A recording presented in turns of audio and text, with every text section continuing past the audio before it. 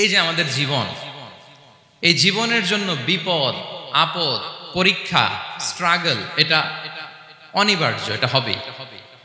বিপদ নাই, কষ্ট নাই, আপদ নাই, অনিশ্চয়তা নাই, স্ট্রাগল নাই, এমনকি কেউ আছে এখানে? কেউ কি হাত তুলে বলতে পারবেন যে হুজুর আমার জীবনে কোনো বিপদ নাই, অথবা আমার জীবনে কোনো দুঃখ নাই, কষ্ট নাই, কোনো স্ট্রাগল নাই, কোনো রিস্ক নাই? এরকম সৌভাগ্যবান কেউ আছেন এখানে? তাহলে জীবনের জন্য পরীক্ষা এটা অনস্বীকার্য, হবেই হবে পরীক্ষা। পৃথিবীর জীবনটাই এমন, এভাবেই এই লাইফকে ডিজাইন করা হয়েছে। পরীক্ষা থাকবে, এখানে বিপদ থাকবে, এগুলো উত্তীর্ণ হয়ে আপনাকে যেতে হবে। চিরসুখ চির শান্তি এটাই পৃথিবীতে হয় না। চিরসুখ এবং চিরশান্তির জায়গা হচ্ছে জান্নাত। চিরসুখ এবং চিরশান্তি কোথায়? এটা জান্নাতের বৈশিষ্ট্য। চিরসুখ চিরশান্তি, টেনশন নাই, ঝামেলা নাই, পরীক্ষা নাই, বিপদ নাই, রিস্ক নাই, স্ট্রাগল নাই, এটা হচ্ছে দ্য ফিচার্স অফ জান্নাত, জান্নাতের ফিচার। কিন্তু সমস্যা বাদে তখন যখন জান্নাতের ফিচার আমরা দুনিয়ায় খুঁজি। যেটা পাবো আমরা জান্নাতে, এটা খুঁজি কোথায়? এই তখনই সমস্যা বাদে। জান্নাতের ফিচার কি? জান্নাতের কমন একটা ফিচার হচ্ছে জান্নাতে there will be no sickness in paradise. জান্নাতে কোনো অসুস্থতা থাকবে না, চিরসুস্থ। সুবহানাল্লাহ পড়েন। চিরসুস্থ, চির সবল, কেউ অসুস্থ হবে না জান্নাতে। জান্নাত হবে অ্যান্টি এইজিং, জান্নাতে বয়স বাড়বে না কারো, চিরযৌবনা, চিরযুবক, অ্যান্টি এজিং। তাহলে জান্নাতে কেউ অসুস্থ হবে না। জান্নাত হবে চিরযৌবন, চিরযৌবনা, ওখানে আমরা যুবক থাকবো, প্রত্যেকে 33 বছরের যুবক যুবতী হয়ে জান্নাতে ঢুকবো। বিষ্ণু ইসলাম বলেন আহলুল জান্নাতি জুরদা ওয়া মুরদা ওয়া আবনাউ সালাসিন ওয়া সালাসিন। জান্নাতে যারা যাবে শুভ্র দাড়িবিহীন, প্রত্যেকে হবে 33 বছর বয়সের। ওই যে 33 বছর বয়সে একবার ঢুকলেন আর বয়স বাড়বে না, ওইটাই চিরকাল ওই বয়স পাবেন। জান্নাতের আরেকটা ফিচার হচ্ছে নো ফ্রাস্ট্রেশন, কোনো চিন্তা নাই, দুশ্চিন্তা নাই, হাইপার টেনশন নাই, সজীব প্রাণবন্ত। সুবহানাল্লাহ। জান্নাতের আরেকটা ফিচার হচ্ছে there is no expiry date in Jannat. Expiry date আছে? জান্নাতে যে ঢুকবো 7 দিনের জন্য চেক ইন, নাকি? চেক ইন কয় দিনের জন্য? 7 দিন, 10 দিন পরে চেক আউট করে ফেলবে, এরকম না। নো এক্সপায়ারি ডেট, আজীবন। একবার এন্ট্রি পেলে বের হওয়ার টেনশন নাই। আল্লাহু আকবার। তাহলে no expiry date, rather it's eternal, আজীবন থাকবেন, খালিদিনা ফিহা, চিরকাল থাকবেন। এবং জান্নাতের সবচাইতে গুরুত্বপূর্ণ ফিচার হচ্ছে there will be no death in Jannat. জান্নাতে আপনার আর মৃত্যু হবে না, মৃত্যুর বিদায় হবে। তার মানে আপনি অমর হবেন। তাহলে আপনি চির সুস্থ, চির সবল হবেন জান্নাতে, চির যুবক থাকবেন, প্রাণবন্ত থাকবেন, আপনি অমর হবেন, আপনি জান্নাতে মরবেন না। জান্নাতীরা যখন জান্নাতে যাবে ফেরেশতারা ডেকে বলবে ইয়া আহলাল জান্নাতি ইন্না লাকুম আন তাসিহু ফালা তাসকামু আবাদা। জান্নাতীরা চিরকাল সুস্থ থাকবা, অসুস্থ হবা না। ইন্না লাকুম আন তাশিব্বু ফালা তাহরামু আবাদা, তোমরা শাবাব থাকবা, বুড়া হবা না। ওয়া ইন্না লাকুম আন তাহইয়াউ ফালা তামুতু আবাদা, চিরকাল বেঁচে থাকবা, মরবা না। তাহলে জান্নাতের ফিচার পাইছেন? এখন কোন বোকা যদি এই ফিচার দুনিয়ায় খোঁজে পাবে? পাবে না, কারণ দুনিয়ার ফিচার আলাদা। দুনিয়ার ফিচার কি? এই দুনিয়াতে বিপদ আসবে, কষ্ট আছে দুনিয়াতে, হতাশা আছে, ভয় আছে, অসুস্থতা আছে, বার্ধক্য আছে, এবং এই দুনিয়ার একটা এক্সপায়ারি ডেট আছে, আছে না? দ্য ডে ইউ ডাই, যেদিন আপনি মারা যাবেন, এটা আপনার এক্সপায়ারি ডেট, চলে যেতে হবে, চলে যেতে হবে। এই পৃথিবীতে মৃত্যুর অস্তিত্ব আছে, সবকিছু থমকে দিয়ে, আপনাকে চমকে দিয়ে মৃত্যু চলে আসবে, ঠিক কিনা বলেন? তাহলে এগুলো হচ্ছে দুনিয়ার ফিচার। এই দুনিয়াতে বিপদ, আপদ, কষ্ট, ঝুঁকি, স্ট্রাগল, বার্ধক্য, অসুস্থতা, এগুলো নিয়ে আমাদেরকে টিকে থাকতে হয়। এটা দুনিয়ার ফিচার, মিলায় ফেললে হবে না। জান্নাতের ফিচার একটা, দুনিয়ার ফিচার আরেকটা।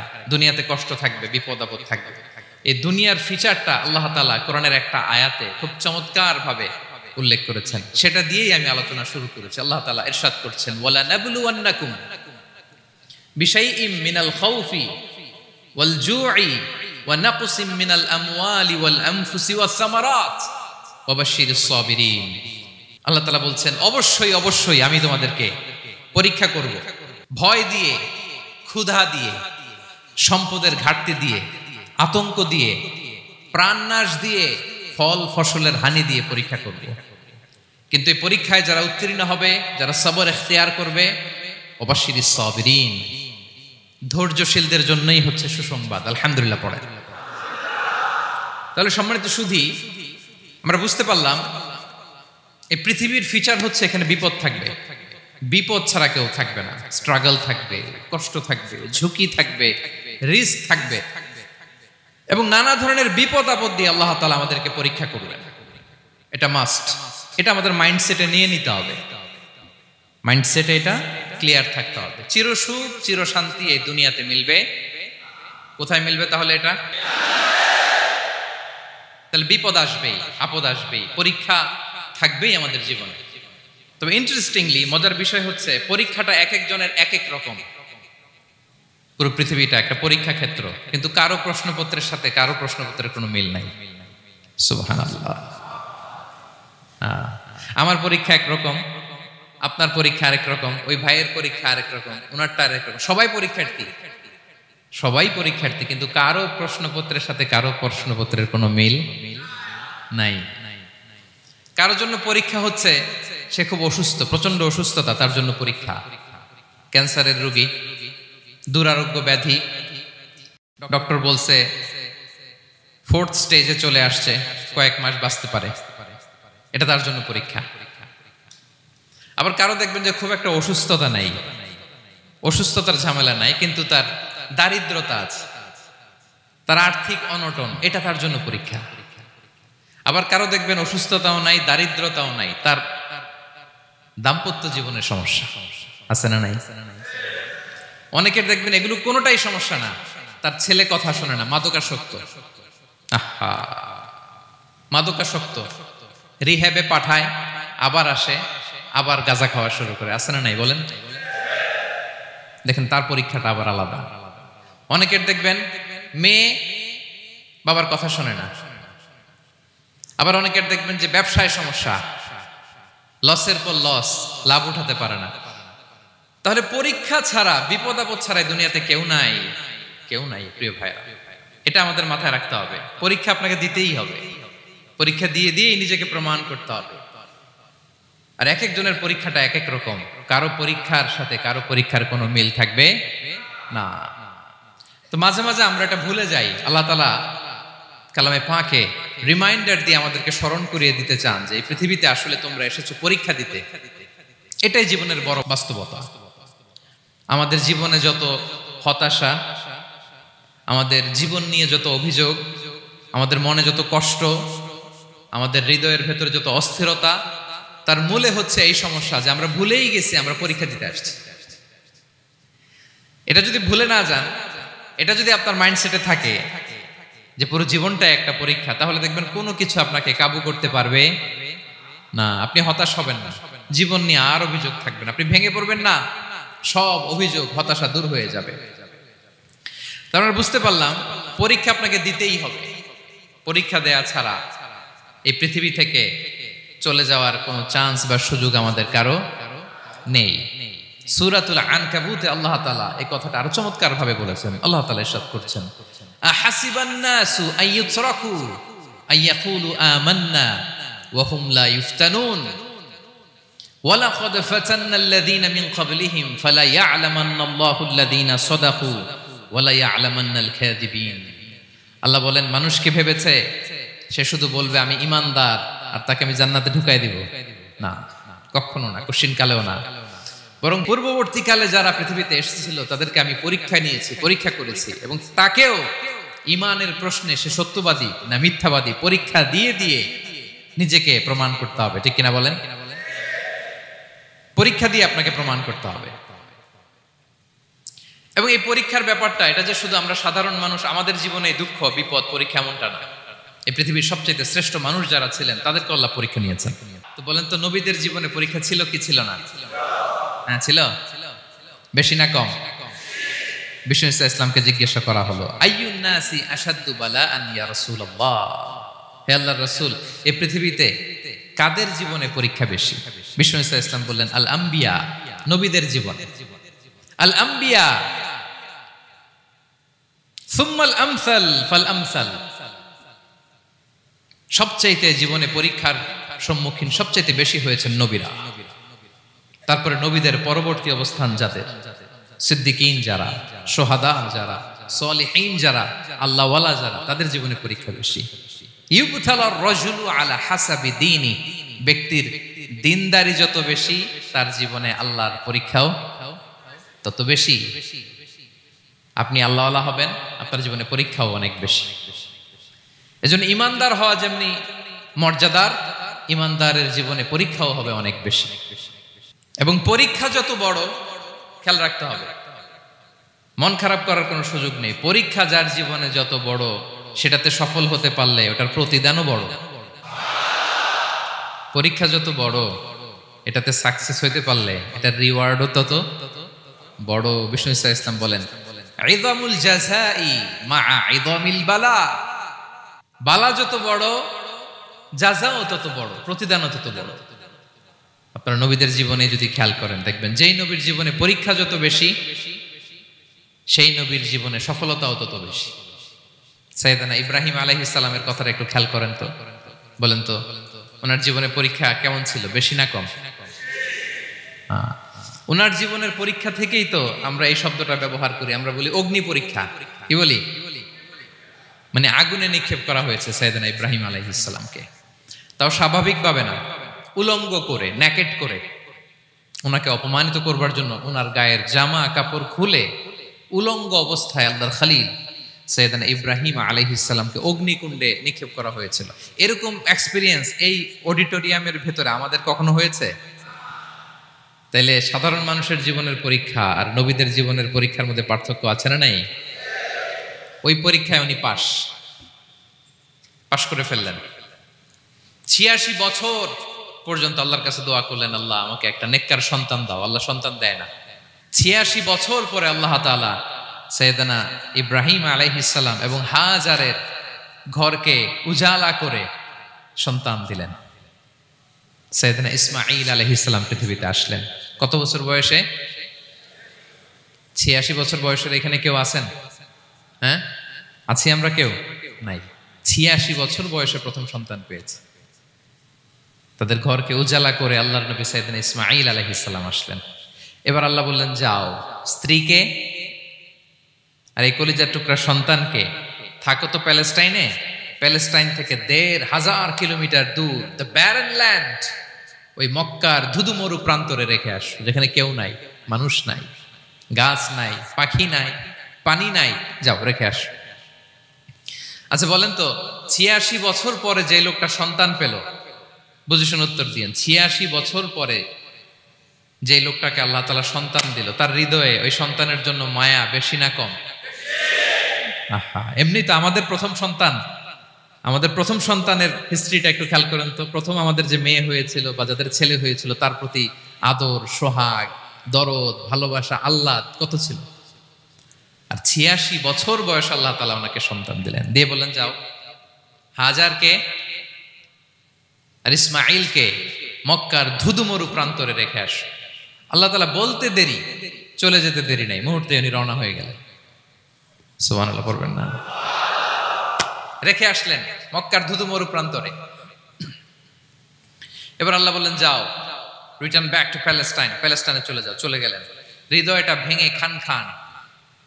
অনেক বছর পরে আল্লাহ তাআলা আবার অনুমতি দিলেন, যাও এবার ছেলেকে দেখে আসতে পারো, যাও প্যালেস্টাইন থেকে আবার মক্কায় যাও। সাইয়েদনা ইব্রাহিম আলাইহিস সালাম প্যালেস্টাইন থেকে আবার ১৫০০ কিলোমিটার পথ পাড়ি দিয়ে, এখনকার মতো ফ্লাইটে যায় না, গাড়িতেও না, উটে করে। কিসে করে? উনি যে কতবার মক্কা থেকে ফিলিস্তিন এসেছেন আর গিয়েছেন, কোনো ইয়ত্তা নাই, হিসাব নাই। গেলেন, এবার ছেলেটা হাঁটতে পারে, দৌড়াতে পারে, একটু একটু কথা বলতে পারে, আব্বা আব্বু ডাকতে পারে, কেমন মায়া লাগে বলেন তো? মায়া ভালোবাসায় যখন টইটম্বুর, ঠিক ওই মুহূর্তে আল্লাহ বললেন ছেলেকে জবাই করো, জবাই করো ছেলেকে। আল্লাহ তাআলা বলতে দেরি করেছেন, আল্লাহর আদেশ পালনে 1 সেকেন্ডও তিনি দেরি করেন নাই। ছুরি চালালেন, জান্নাত থেকে দুম্বা নিয়ে আসা হলো। এভাবে আল্লাহর নবী ইব্রাহিম আলাইহিস সালাম ওনার জীবনের প্রতিটি ক্ষেত্রে যেখানে আল্লাহ তাআলা ওনাকে পরীক্ষা নিয়েছেন, উত্তীর্ণ হয়েছেন। এবং দেখেন ওনাকে আল্লাহ তাআলা কি উপহার দিলেন, আল্লাহ তাআলা ওনাকে খলিলুল্লাহ উপাধি দিলেন, আল্লাহর বন্ধু। সুবহানাল্লাহ বলেন। আল্লাহ তাআলা বলছেন ওয়া ইযিবতালা ইব্রাহিম রাব্বুহু বিকালিমাতিন ফাআতাম্মাহুন ক্বালা ইন্নী জাঈলুকা লিন-নাসি ইমামা। আল্লাহ অনেকগুলো পরীক্ষা নিয়েছিলেন সাইয়েদনা ইব্রাহিম আলাইহিস সালাম, প্রতিটা পরীক্ষায় সাকসেসফুলি পাস করেছেন, গোল্ডেন এ প্লাস। আল্লাহ বলেন ইন্নী জাঈলুকা লিন-নাসি ইমামা, I'm gonna make you the leader for the entire human being. I'm gonna appoint you as a leader for the entire universe. গোটা বিশ্বের জন্য, গোটা মানবতার জন্য আমি তোমাকে লিডার বানায় দিলাম। ইযামুল জাযাই মা'a ইযামিল বালা। পরীক্ষা যত বড়, ওই পরীক্ষায় পাশ করলে ওইটার ফলাফল ও প্রতিদানও বড়। তাহলে দেখেন প্রিয় ভাইরা, সাইয়েদনা ইব্রাহিম আলাইহিস সালামের জীবনে পরীক্ষার কোনো শেষ ছিল না। আমি আপনি কোথায়? আল্লাহর খলিলের জীবনে যদি এত পরীক্ষা থাকতে পারে, আমি আপনি কোথায় বলেন তো? Same scenario goes to the biography of every messenger in the world. পৃথিবীর সব নবীর ক্ষেত্রে একই ঘটনা ঘটেছে।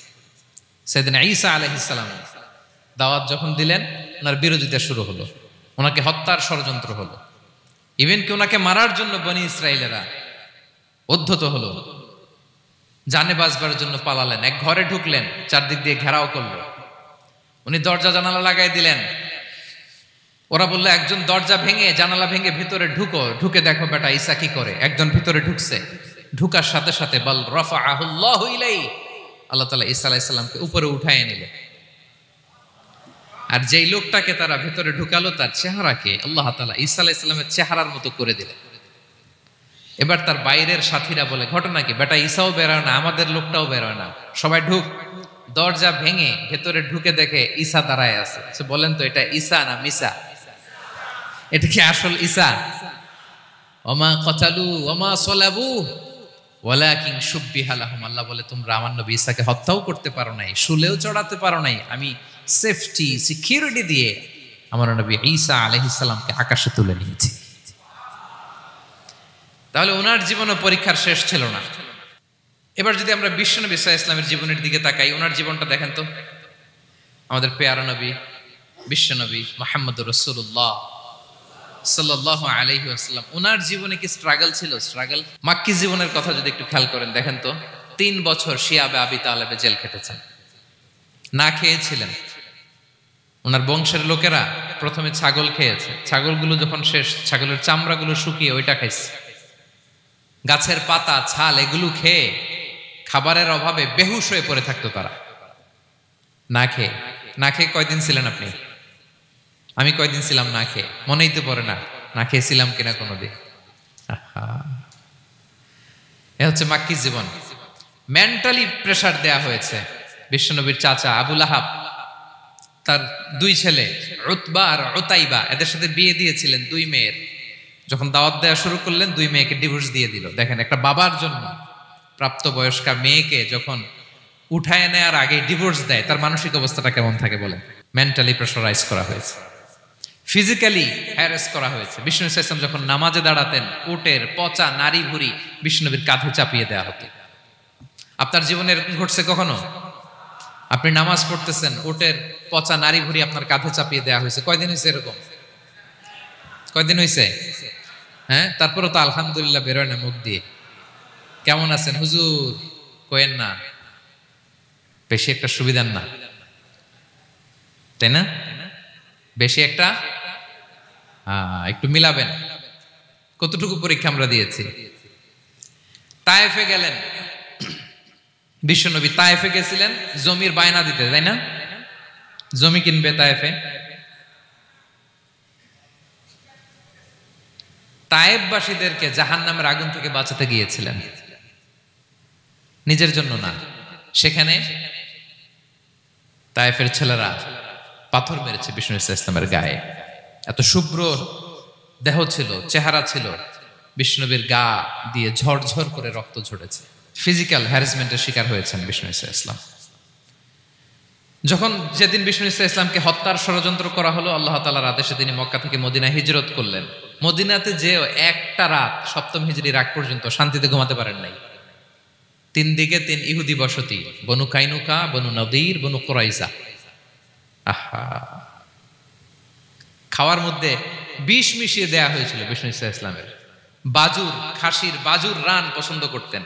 এক ইহুদি মহিলা বিষ্ণু ইসলামের ওই রানের মধ্যে বিষ মিশিয়ে দিয়েছিল। ওই বিষের যন্ত্রণায় মৃত্যুর আগ পর্যন্ত বিষ্ণুনবী কাতরাতেন, এবং উনি ইন্তেকালের সময় ওই বিষের ব্যথা যন্ত্রণাতে ইন্তেকাল করেছেন। বিষ্ণুনবীর ইন্তেকালটা শাহাদাতের ইন্তেকাল ছিল। বিষ্ণু ইসলাম বলেছেন, ওই যে খায়বার এলাকার ওই মহিলা যে আমার খাবারে বিষ মিশিয়েছিল, সেই বিষের যন্ত্রণা, বেদনা, কষ্ট আমি অনুভব করছি। প্রিয় ভাইয়েরা, তাহলে আমরা কি বুঝলাম? বিশ্বনবীর জীবনে পরীক্ষা ছিল কি ছিল না? আমাদের উপায় আছে? আমরা বাঁচতে পারবো এই বিপদ আপদ পরীক্ষা ঝঞ্ঝাল থেকে? বাঁচতে চাইলেও বাঁচতে পারবো? পারবো না। তাহলে এটা আমাদের ব্রেইনে গেঁথে নিতে হবে যে জীবন মানেই এখানে বিপদ থাকবে, পরীক্ষা থাকবে, স্ট্রাগল করে করে আমাকে আগাতে হবে। কেউ আমার জন্য রেড কার্পেট বিছিয়ে রাখবে না। এই জীবনটা বড় জটিল। This is life, how it's design. এভাবেই পৃথিবীকে ডিজাইন করা হয়েছে। এখানে বিপদ আছে, কষ্ট আছে। এই পরীক্ষা দিয়ে দিয়ে আপনাকে উত্তীর্ণ হতে হবে। বুঝতে পেরেছেন প্রিয় ভাইরা? নাও দ্য কোশ্চেন আরাইজ, এখন প্রশ্ন হচ্ছে, কেন আল্লাহ এই পরীক্ষা নেন? কেন? আল্লাহ তাআলা সূরা মুলকে বলেছেন, এই পৃথিবী সাজানোর, এই জীবন মৃত্যুর এই খেলা, এটার উদ্দেশ্যটাকে আল্লাহ তাআলা স্পষ্ট করে বলেছেন, আল্লাযী খালাকাল মাউতা ওয়াল হায়াতা লিয়াবলুয়াকুম আইয়ুকুম আহসানু আমালা। জীবন মৃত্যু দিয়ে তোমাদের জীবনকে সাজানো হয়েছে এজন্য, যাতে করে তিনি তোমাদের পরীক্ষা করতে পারেন। কি করতে পারেন? তোমাদের মধ্যে কে সৎকর্মে অগ্রগামী, কে কাজে ভালো, আমলে ভালো, এটা দেখার জন্য।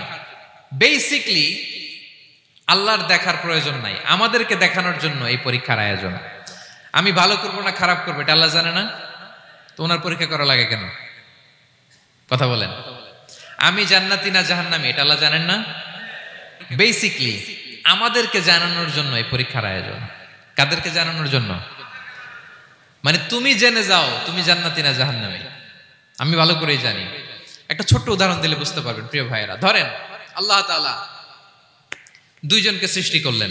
উদাহরণস্বরূপ একজনের নাম আব্দুল্লাহ, আরেকজনের নাম আব্দুর রহমান। সৃষ্টির পরে আব্দুল্লাহকে বললেন, আব্দুল্লাহ, আমি জানি তুমি পৃথিবীতে 50 বছর হায়াত পাইতা, খুব ভালো কাজ করতে, তুমি দুনিয়াতে অনেক ভালো কাজ করতে, এটা আমি আগেই জানি। আমার অসীম জ্ঞান বলে আমি আগে থেকেই জানি। তো যাও, তোমার এইমাত্র সৃষ্টি করলাম, যাও তুমি জান্নাতে ঢুকে যাও, কারণ আমি জানি তুমি জান্নাতি হবে। আচ্ছা, আর আব্দুর রহমান, তুমি পৃথিবীতে খুব খারাপ কাজ করতে, এটা আমি জানতাম। তোমারে পাঠাইলে খারাপ কাজ করবা, তুমি সীমা লঙ্ঘন করবা, অন্যায় করবা, অপরাধ করবা, তুমি জাহান্নামী হবা। যাও, যেহেতু আমি জানি পরীক্ষার আর দরকার নেই, তোমারে জাহান্নাম দিয়ে দিলাম, যাও ঢুকে যাও। আব্দুল্লাহ ঠিকই জান্নাতে ঢুকে যাবে, আব্দুর রহমান কি ঢুকবে? ঢুকবে। সে বলবে, আল্লাহ এইমাত্র আমারে বানাইলেন, এইমাত্র আপনি আমাকে সৃষ্টি করলেন, সৃষ্টি করেই বলতেছেন তুমি জাহান্নামে যাও, আর বলতেছেন আমি জানি দুনিয়াতে পাঠালে তুমি খারাপ কাজ করবা, তুমি জাহান্নামী হবা, পাঠানোর আর কি দরকার, আগে থেকে জাহান্নামে যাও। আল্লাহ আপনি জানলে জানতে পারেন, আমি তো জানি না। ঠিক কিনা বলেন? সে বলবে, না আল্লাহ আপনি ভুল বলতেছেন, এই দুনিয়াতে পাঠাইলে আমি খুব ভালো কাজ করতাম, আমি সীমা লঙ্ঘন করতাম না, নামাজ পড়তাম, রোজা রাখতাম, হজ করতাম, যাকাত দিতাম, সাদাকা করতাম, চ্যারিটি করতাম, জনকল্যাণকর সব ভালো কাজগুলো আল্লাহ আমি করতাম। এজন্য আল্লাহ তাআলা পরীক্ষার আয়োজন করেছেন, যাতে করে তুমি জেনে যাও যে পৃথিবীতে তুমি কি করেছো। এখন আর আল্লাহকে এক্সকিউজ দেওয়ার সুযোগ নেই। আচ্ছা বলেন তো, আবু জাহেলকে যদি আল্লাহ এখন কিয়ামতের দিন বলে, Abu Jahl go to the hell fire, আবু জাহেলের কিছু বলার সুযোগ আছে? কারণ ও দুনিয়াতে কি করে আসছে এটাও জানে না। ফেরাউনকে ডেকে যদি আল্লাহ বলে, ফেরাউন তুমি জাহান্নামে যাও, go to the hell fire, ওর কি কোনো এক্সকিউজ দেওয়ার সুযোগ আছে? বলেন, সুযোগ আর আছে? কারণ তুমি দুনিয়াতে কি করেছো তোমার চেয়ে ভালো কেউ আর জানে। তা পৃথিবীতে এই পরীক্ষার এই আয়োজনের সবচাইতে বড় উদ্দেশ্য হচ্ছে যাতে করে আমরা দেখে যাই যে আমরা কি কাজ করছি। তো এই যে পরীক্ষা আল্লাহ তাআলা নিচ্ছেন আমাদেরকে, এই পরীক্ষায় সফল হওয়ার মূল মন্ত্র কি? কোরআনে বিভিন্ন আয়াতে এই পরীক্ষার কথা বলা হয়েছে এবং এই পরীক্ষার সফলতার মূল মন্ত্রও কোরআনে ঘোষিত হয়েছে। আলহামদুলিল্লাহ বলেন। যে আয়াত দিয়ে আমি শুরু করেছি এই আয়াতে আল্লাহ তাআলা বলেছেন ওয়াবাশশিরিস সাবিরিন, নবী হে ধৈর্যশীলদেরকে আপনি সুসংবাদ দিন।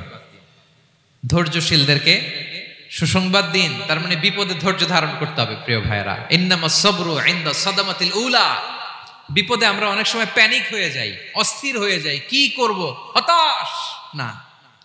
মুমিনরা হতাশ হয় না, ধৈর্য ধারণ করে। কি করে? কি করে? আল্লাহ বলেন ফাসবির কামা সাবারা উলুল আজমি মিনার রাসূল, নবী হে আপনার আগে দৃঢ় প্রত্যয়ী নবীরা যেরকম ধৈর্য ধারণ করেছে আপনিও ধৈর্য ধারণ করুন।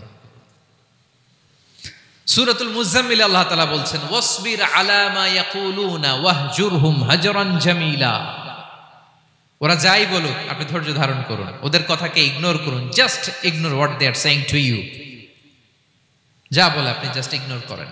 ওরা বিষ্ণু ঈসা ইসলামের মনোবলকে ভেঙে দেওয়ার জন্য কখনো বিষ্ণু ঈসা ইসলামকে কবি বলে গালি দিত। কবি কি বলতো? শায়ের। কখনো বলতো মজনুন, পাগল। নাউজুবিল্লাহ পড়বেন না?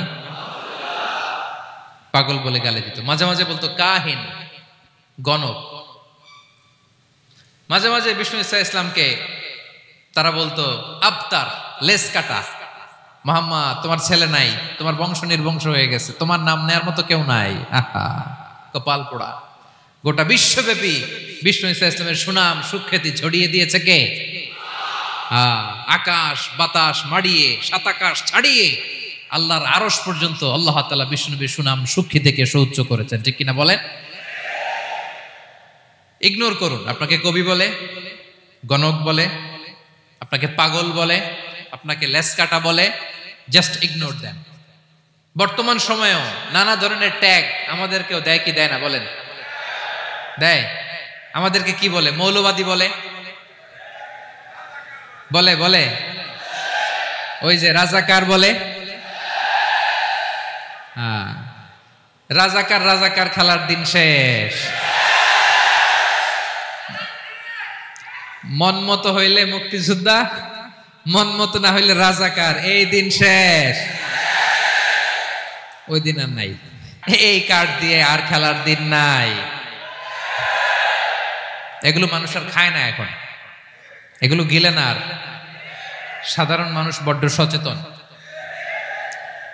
দেখেন কালের বিবর্তনে, সময়ের আবর্তনে একই পরিক্রমা আমাদেরকেও ট্যাগিং করে। আমাদেরকে মৌলবাদী বলে, ব্যাকডেটেড বলে, রাজাকার বলে, জঙ্গি বলে, যুদ্ধাপরাধী বলে। আছে না এরকম? ওয়াসবির আলা মা ইয়াকুলুন, নিজের সাথে মিলায় নেন। যা বলে ধৈর্য ধারণ করো। ওয়াহজুরহুম হাজরান জামিলা, জাস্ট ইগনোর দেম, ভালোভাবে ইগনোর করেন। খালাস, সালাম দিয়ে কেটে পড়েন। তাহলে প্রিয় ভাইরা, এই বিপদ আপদ আমাদের পিছু ছাড়বে না, পিছু ছাড়বে না। নবীদের পিছু ছাড়ে নাই, আমরা কোথায়? আমরা আর কি? বিপদ আমাদেরকে ধৈর্য ধারণ করতে হবে, মনোবল হারাইলে হবে না। বিপদ ট্যাকেল দেওয়ার প্রথম স্টেপ হচ্ছে সবর, ধৈর্য ধারণ করতে হবে। ওয়াবাশশিরিস সাবিরিন, ধৈর্যশীলদেরকে সুসংবাদ দাও। বিপদ থেকে বাঁচার দ্বিতীয় স্টেপ হচ্ছে এই বিপদ থেকে উত্তরণের চেষ্টা করতে হবে। কন্টিনিউয়াস প্রচেষ্টা চালিয়ে যেতে হবে। ওয়াল্লাযীনা জাহাদু ফিনা লানাহদিয়ান্নাহুম সুবুলানা, যারা আমার রাস্তায় চেষ্টা করে, প্রচেষ্টা করে, স্ট্রাগল করে, তাদেরকে আমি পথ দেখিয়ে দেই, সুবুল দেখিয়ে দেই, ওয়ে আউট দেখায় দেই, এক্সিট দেখায় দেই। কোথাও আটকাবেন না আপনি, আপনাকে এক্সিট দেখায় দিবে কে? মালয়েশিয়াতে কেলুয়ার বলে না? কেলুয়ার কি বলে চেনেন? কেলুয়ার মানে কি? এক্সিট। এক্সিট পেয়ে যাবেন, আটকাবেন না আপনি জীবনে কোথাও। 3 নাম্বার, আল্লাহর উপর তাওয়াক্কুল করতে হবে বিপদ আসলে। ওমাইয়া তাওয়াক্কাল আলাল্লাহি ফাহুয়া হাসবুহ, আল্লাহর উপর যে তাওয়াক্কুল করে আল্লাহই তার জন্য যথেষ্ট হয়ে যায়। তাহলে বিপদে প্রিয় ভাইরা আমরা প্যানিক হব না, ধৈর্য ধারণ করব, বিপদ থেকে উত্তরণের সর্বোচ্চ প্রচেষ্টা চালিয়ে যাব, আর ভরসা রাখবো একজনের উপর, তিনি কে? আর বিপদ আসলে এটাকে নেগেটিভলি নেবেন না সবসময়। বিপদ আপদ এটা অনেক পজিটিভ ভালো জিনিস আমাদের জীবনে বয়ে নিয়ে আসে। শাইখুল ইসলাম ইবনু তাইমিয়া আলাইহি রাহমা উনি বলতেন, খুব দামি কথা, খুব হেভি ওয়েট কথা, মনোযোগ দিয়ে শুনুন। তিনি বলতেন, যে নেয়ামত তোমাকে আল্লাহ থেকে দূরে সরায়, ওই নেয়ামতের চেয়ে বিপদ ভালো যে বিপদ তোমাকে আল্লাহর দিকে ধাবিত করে। আই রিপিট, আমি আবারও বলি, যে নাজ নেয়ামত তোমাকে আল্লাহ থেকে দূরে সরিয়ে দেয়, সে নাজ নেয়ামতের চেয়ে ওই বিপদ আপদ ভালো যেই বিপদ আপদ তোমাকে আল্লাহর কাছে টেনে নেয়। তাহলে বিপদ আপদ আসলে আপনি হতাশ হবেন? আর কখনো দুঃখ করবেন? মোয়ারের ভাইয়েরা, আর মন খারাপ করবেন?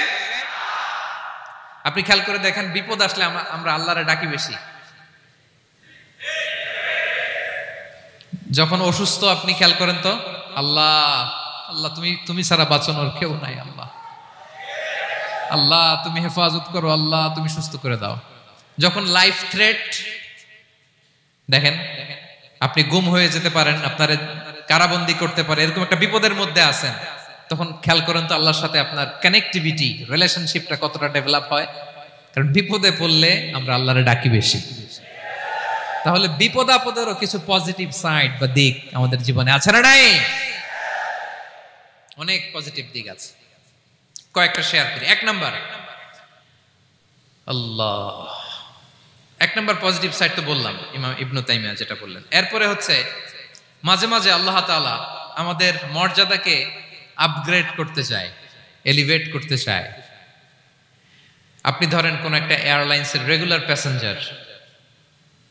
প্যাসেঞ্জার টিকিট কাটেন, মাঝে মাঝে হঠাৎ করে দেখবেন কাউন্টারে গেলে তারা বলে you are upgraded to business class, অথবা you are upgraded to first class. যেহেতু রেগুলার প্যাসেঞ্জার, অনেক মাইলস জমা হয়েছে, আপগ্রেড করে দেয়। তো আল্লাহ তাআলা মাঝে মাঝে চায় তিনি আমাদের মর্যাদাকে, র্যাঙ্ক এটাকে আপগ্রেড করবেন, কিন্তু আমার যে আমল আখলাকের অবস্থা, ওইটা দিয়ে ওই আপগ্রেড র্যাঙ্কে যাওয়ার সুযোগ নাই। বুঝতেছেন কথা? আল্লাহ চায় আমার লেভেল একটু আপ করতে, কিন্তু আমার আমলের যে অবস্থা, এতে আমি ওখানে যাই না। তখন আল্লাহ কিছু বিপদ আপদ দিয়ে, পরীক্ষা দিয়ে বান্দাকে টেস্ট করে। ওই পরীক্ষায় যদি উত্তীর্ণ হন, সাথে সাথে আল্লাহ তাআলা আপনার লেভেল বা র্যাঙ্ক আপগ্রেড করে দেয়। সুবহানাল্লাহ পড়বেন না? তাহলে লাভ না লস? আওয়াজ করে বলেন, লাভ না লস? মুমিন জীবনের সব লাভ। যত বিপদ আপদ আপনাকে স্পর্শ করে, প্রতিটাতেই আপনার জন্য কল্যাণ। বিষ্ণু ইসলাম বলেন, মা ইউসিবুল মুসলিমা মিন নাসাবিন ওয়ালা ওয়াসাবিন ওয়ালা হাম্মিন ওয়ালা হুজনিন ওয়ালা আযান ওয়ালা গাম্মিন হাত্তা শাওকাতি ইউশাকুহা ইল্লা কাফারাল্লাহু বিহা খাতায়া। আপনার জীবনে যত দুঃখ, যত যন্ত্রণা, যত টেনশন, যত অ্যাংজাইটি, যত ইনজুরি, এমনকি গোলাপ ফুল পাড়তে যে ওখানে যে কাটা বাঁধছে, বড়ই খেতে যে বড়ই গাছে ওঠার পর যে একটা কাটা বিঁধছে আপনার হাতে, এর কারণে আল্লাহ তাআলা আপনার গুনাহ মাফ করে দেয়। সুবহানাল্লাহ। তাহলে বিপদ আপদ দিয়ে আল্লাহ বান্দার মর্যাদাকে আপগ্রেড করে। বিপদ আপদে ফেলে আল্লাহ তাআলা বান্দার পাপ মোচন করে। বিপদ আপদ দিয়ে আল্লাহ তাআলা বান্দার শাস্তি মওকুফ করে। এমন পাপ করছেন, এটার জন্য শাস্তি বরাদ্দ হয়ে গেছে, কিন্তু আল্লাহ তাআলা ওই শাস্তি থেকে মাঝে মাঝে আপনাকে বাঁচাতে চায়, তখন কিছু বিপদ দিয়ে বান্দারে পরীক্ষা করে। উত্তীর্ণ হলেই আল্লাহ তাআলা ওই শাস্তিকে মওকুফ করে দেয়। তাহলে আসুন সামারি করি, পুরো আলোচনাটার সামারি করি। এক নম্বর সামারি হচ্ছে বিপদ আপদ, পরীক্ষা, স্ট্রাগল, কষ্ট, এটা সুন্নাতুল্লাহি ফিদ দুনিয়া। এই দুনিয়ায় আল্লাহর সুন্নাত, এর বাইরে কেউ যেতে পারে না, ইভেন নট দ্য মেসেঞ্জার্স, নবীরাও। আজকের আলোচনায় শুনছেন না নবীদের জীবন দিয়ে কি গেছে, ups and downs, test and trial, নবীরাও না।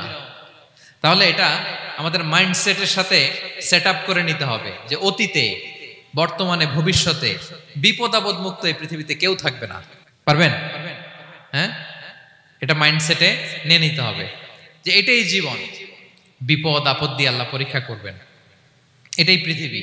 চির সুখ, চির শান্তি এই পৃথিবীতে খুঁজলেই পাওয়া যায় না। শুরুতে বলছিলাম না, চির সুখ, চির শান্তি। বলেন তো এটা কি দুনিয়ার ফিচার না জান্নাতের ফিচার? জান্নাতের ফিচার দুনিয়ায় খুঁজলে পাওয়া যাবে? যাবে না। তাহলে আজকের আলোচনার 1 নাম্বার লেসন হচ্ছে বিপদ আপদ এটা সুন্নাতুল্লাহি ফিদ দুনিয়া। এই দুনিয়া আল্লাহর সুন্নাত, এটা থেকে মুক্তি পাওয়ার কোনো সুযোগ নাই, নবীরাও পায় নাই। 2 নাম্বার লেসন, বাঁচার যেহেতু সুযোগ নাই, we have to face it with patience, intellect and tawakkul. বিপদে অস্থির হওয়া যাবে না, এটাকে ফেস করতে হবে উইথ পেশেন্স, ধৈর্যের সাথে। বিপদ আমরা মোকাবেলা করব কিসের সাথে? ধৈর্য। প্যানিক হবেন না, অস্থির হবেন না, ধৈর্য ধারণ করবেন উইথ ইন্টেলেক্ট। আল্লাহর দেয়া আপনার ইন্টেলেক্ট খাটিয়ে এই বিপদ উত্তরণের সর্বান্তকরণের চেষ্টা প্রচেষ্টা আপনার চালায় যেতে হবে। আর সবশেষে আত-তাওয়াক্কুল আলাল্লাহ, ডিপেন্ডিং অন আল্লাহ, ভরসা করব কার উপর? আল্লাহর উপর। পারা যাবে তো?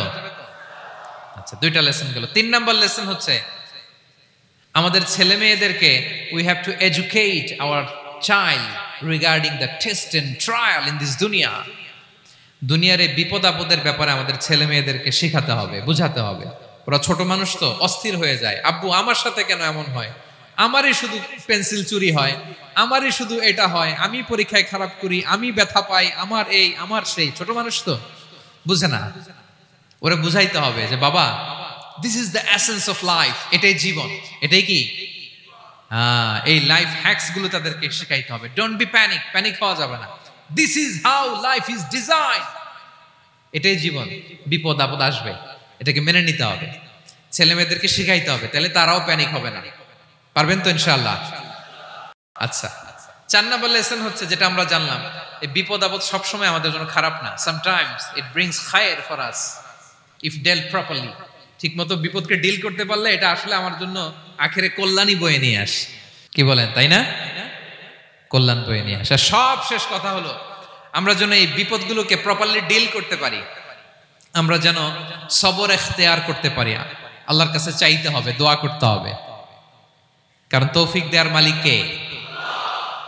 আল্লাহর কাছে যেন আমরা কায়মনোবাক্যে প্রার্থনা করতে পারি, আল্লাহ এই বিপদকে যেন আমরা ডিল করতে পারি উইথ সাবর, উইথ ইন্টেলেক্ট, উইথ তাওয়াক্কুল। আসল হাতিয়ার হচ্ছে এটা, দোয়া। আল্লাহর কাছে চাইবেন, মনোযোগের সাথে চাইবেন, আন্তরিকতার সাথে চাইবেন। উদুল্লাহ ওয়া আনতুম মুকিনুনা বিল ইজাবা। বিষ্ণু বলেন এমন ভাবে চাও যেন তুমি অনেকটা কনফার্ম যে তোমার দোয়া আল্লাহ কবুল করবেনই, এমন ভাবে চাও। অনেকে রোবোটিক দোয়া করে। রোবোটিক দোয়া মানে দোয়ার মধ্যে প্রাণ নাই, ধ্যান নাই, মন নাই, আগ্রহ নাই, ভালোবাসা নাই। ওই দোয়া আল্লাহ কবুল করে না। মনোযোগ দিয়ে চাইতে হবে চাওয়ার মতো, তাহলে আল্লাহ তাআলার পক্ষ থেকে তৌফিক পাওয়া যাবে। পারা যাবে তো ইনশাআল্লাহ? আল্লাহ তাআলা আমাদের সবাইকে বিপদে আপদে ধৈর্য ধারণ করার তৌফিক দান করুক। নবীরা তাদের জীবনে যেভাবে স্ট্রাগল, আপস এন্ড ডাউনস, বিপদগুলোকে, টেস্ট এন্ড ট্রায়াল গুলোকে ডিল করেছে, আমরা যেন সেভাবে ডিল করতে পারি। আল্লাহ তৌফিক দান করুক।